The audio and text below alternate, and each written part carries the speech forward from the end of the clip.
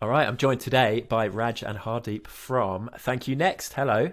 Hello. Hello. I'm so glad you called me Raj and not Raj. I was waiting for you to call me Raj. I was like, oh, he's done his research. I've done my research. I listened to the first 10 seconds of one of your episodes just before this. I listen every week. Thank you. Damn straight. Episode just dropped today, actually. There are going to be some people out there who don't listen every week, but they're probably intrigued. They probably want to know what your show is all about. Hardeep, do you want to tell our listeners what it's all about? Those people are missing out, first of all. They're not doing things correctly. So Thank You Next is a podcast all about relationship lessons. Me and Raj talk about all the different types of relationships we have in our life and the lessons that we've learned. And basically we reflect on situations that have happened and then think about what the learning was from that. And yeah, we have a laugh and a joke on the way. We laugh at our own expense and our own experiences. And we also talk about entertainment. Raj is a massive reality TV fan, as am I. Oh my God, stop. As am I. So yeah, we talk about entertainment stuff too, things that have been going down, like the Kardashians reunion. We chat about The Hills. What else we chat about?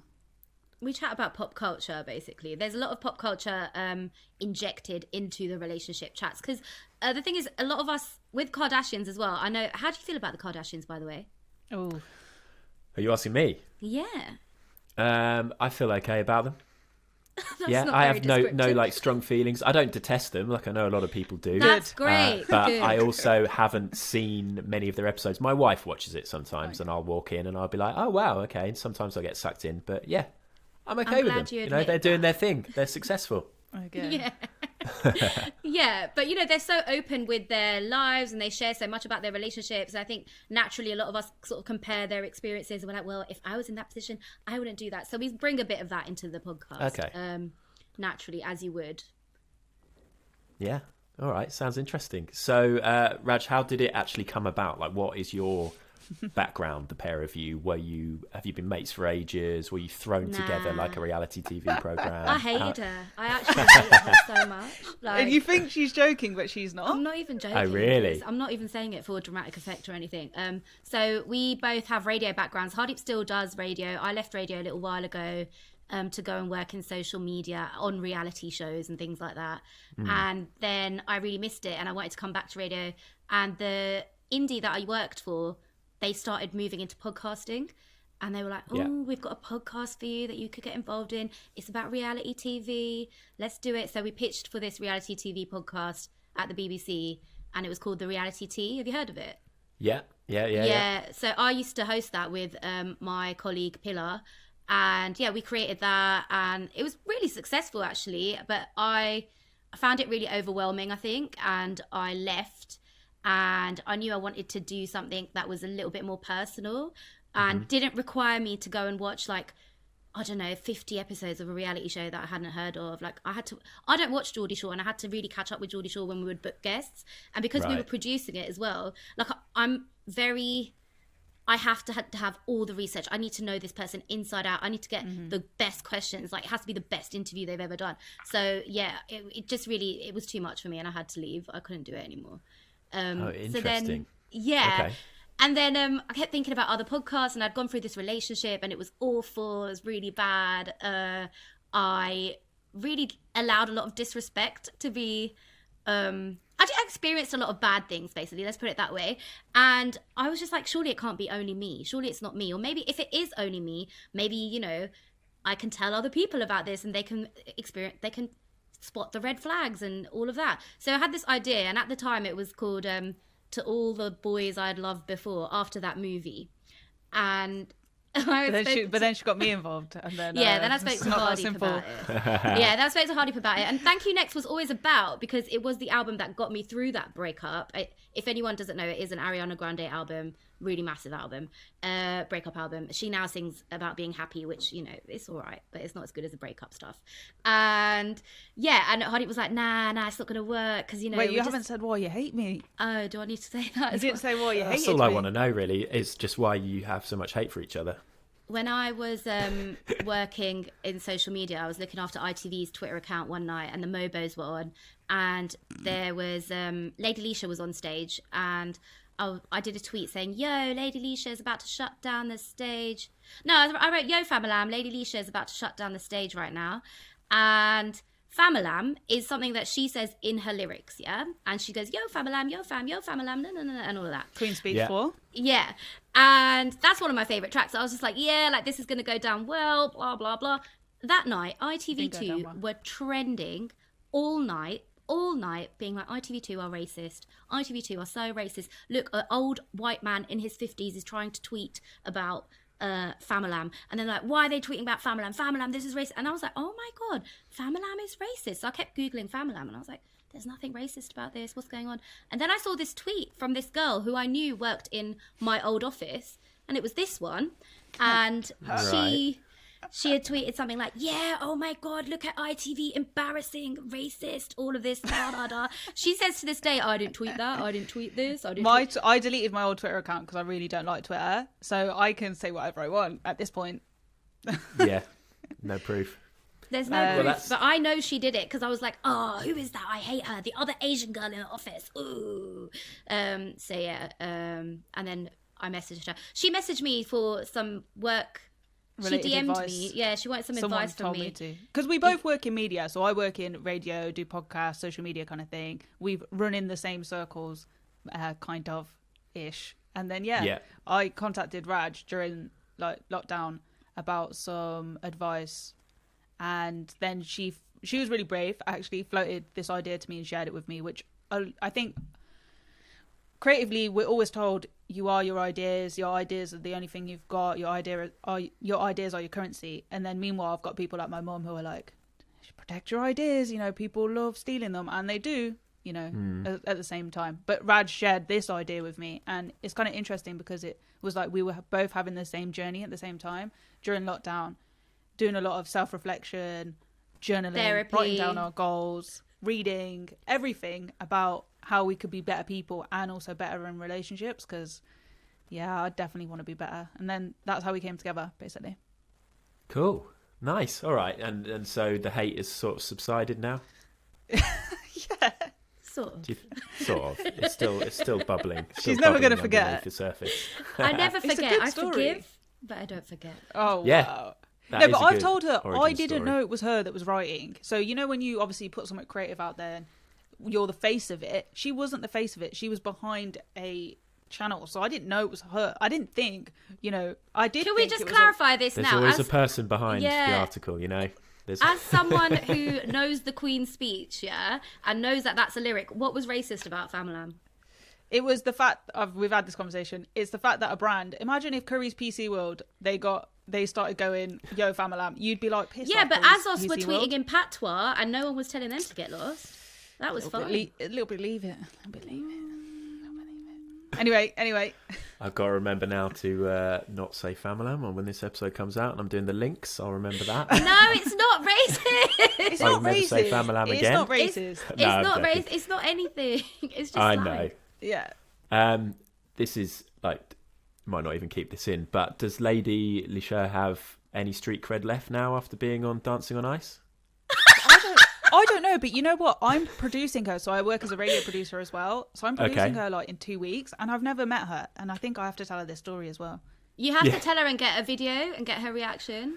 Also, she's killing it. She probably doesn't care. Like I've seen love her her everywhere. I saw her on adverts. What advert did I see her on yesterday? Oil of Olay, she does. She's doing everything, man. Yeah. Killing it. She's getting paid. I don't think she needs street cred anymore. I think she's, she's going to get to that elevated level. I think, do you remember when Alicia Dixon was like street cred, and now she's like Alicia Dixon of, I don't know, ITV. Britain's Got Talent. But the talent is still there. Like Lady Leisha can rap. Yeah. She can freestyle. She's sick. Yeah. She is. Yeah. Cool. All right. Well, back to the podcast. Obviously, you just mentioned how you created it in lockdown. That must have been a bit strange logistically. People who are watching the video could think you're in the same room now because you've got the same backdrops, but I'm assuming we're so you smart. haven't. We've only met in human form. What was it? 4 times now? 3 times. 4 times. Yeah. Nice.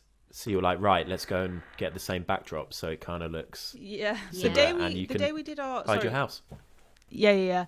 Sorry. That's all right. No, go ahead. I was just gonna say, the day we did our photo shoot for our cover was the first day we ever met. Oh, really? In person, yeah. In person, yeah. Wow. Okay. Mad. But how have you found it logistically? I think everybody's got quite accustomed to using various bits of software and recording and all that kind of stuff. But would you prefer to be doing this face to face? Have you got plans to do it face to face? Obviously, things are up in the air a little bit, or are you just happy doing what you're doing? It is so up in the air, but the thing is because I was making podcasts during lockdown, I launched a couple of new podcasts as well during lockdown. Reality TV was kind of still about during lockdown as well. So I was used to it. And I realised that there was a massive plus point. We were getting guests from everywhere. Like on Reality TV, we got the whole cast of Selling Sunset. I think the couple that won, what was it? Not Married at First Sight. What was that Netflix show, Hardeep, with the girl, Lauren, and she married that dude that you like, the hot dude. Love is Blind. Oh, Cameron. Love is Blind. Cameron. Oh, you know, so we got these big American talent and stuff like that. And it just, because the BBC was so hardcore about everything has to be done in studio and et cetera, the Zoom era, the pandemic era allowed all of those things to go out of the window. And we could get really ballsy with our guests and really ambitious, and I think I really like that. And it's just so convenient. I think, yeah, the studio thing is lovely.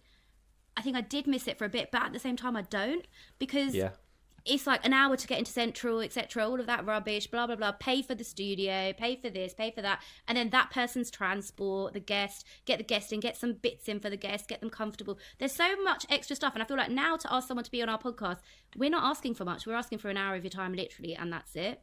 Whereas that, you're asking for a half day of someone. And yeah, I think this is so much easier. But wherever we could, I'm sure we'll do studio specials. I think that's probably the future. Yeah.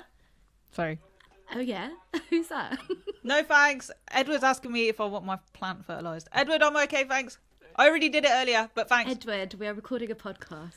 Unbelievable, Edward. I can't believe this. Wants to fertilise her plants. That's a bit Well, this is the thing. A bit inappropriate. Yeah. Is he single? I thought he's got a girlfriend. Why does he want to fertilise her plants? Shut the fuck up. I also, the fact that I literally just got out of the shower, stuck some shorts on, here we are doing this, talking to you. Me and Raj can do that with each other whenever we want. We're both freelance, and we can both just be like, oh yeah, we want to chat today, or we don't. And yeah, the flexibility, we're getting people abroad and all the rest of it, it's sick. I never really wanted to do it like this. I would prefer to do it in the studio, but actually, I really like this way now.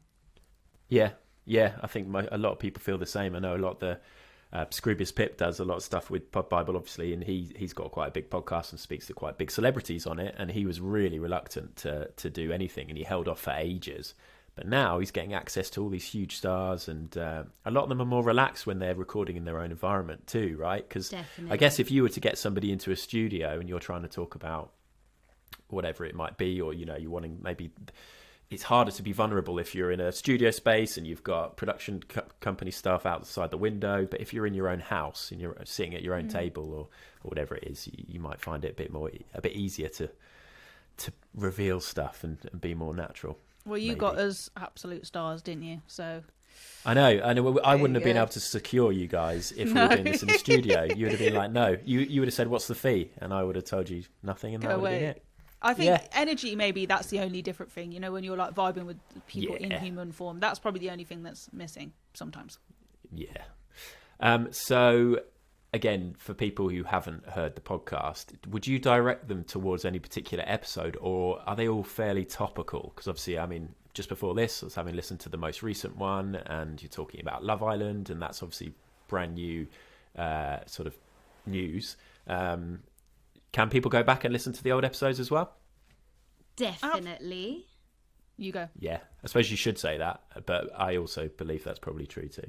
Oh, no, definitely. So at the top of the podcast, we always do have a little chat about the latest gossip, the things that have happened in the week. We call it, it's a feature that's called Shit That Went Down. And it's just about things that have happened in the week or things that caught our attention. Sometimes we say things we want to say thank you next to. This week, I said thank you next to people who wear hating the Kardashians as a badge of honor, and they make it their personality trait that, oh, I hate the Kardashians, so I'm better than you and I'm cooler than you. Okay, so yeah, you might have a bit of that in there, but then everything else is pretty much timeless. They're all just relationship lessons, scenarios, things that our guests have been through, things that we've been through.